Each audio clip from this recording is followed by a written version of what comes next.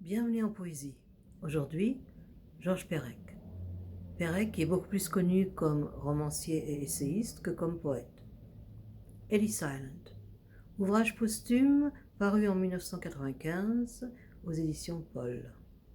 Ellis Island, c'est de la prose poétique.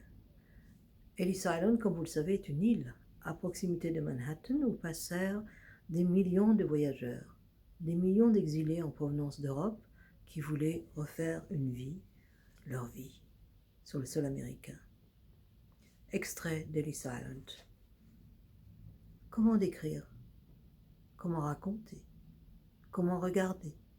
Sous la sécheresse des statistiques officielles, sous le ronronnement rassurant des anecdotes 1000 fois ressassées par les guides à chapeau scout, sous la mise en place officielle de ces objets quotidiens devenus objets de musée, vestiges rares, choses historiques, images précieuses, sous la tranquillité factice de ces photographies figées une fois pour toutes dans l'évidence trompeuse de leur noir et blanc. Comment reconnaître ce lieu? Restituer ce qu'il fut? Comment lire ses traces? Comment aller au-delà, aller derrière, ne pas nous arrêter à ce qui nous est donné à voir, ne pas voir seulement ce que l'on savait d'avance, que l'on verrait?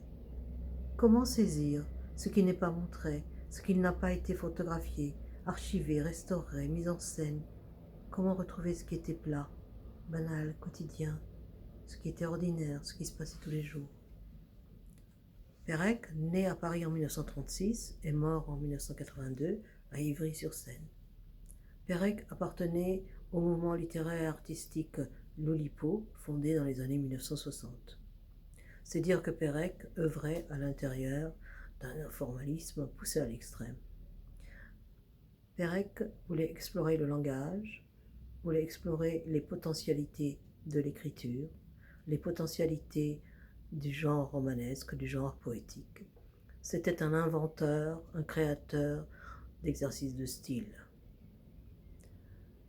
Je vous conseille de faire un tour à Ellis Island et de lire le texte de Perec par la suite.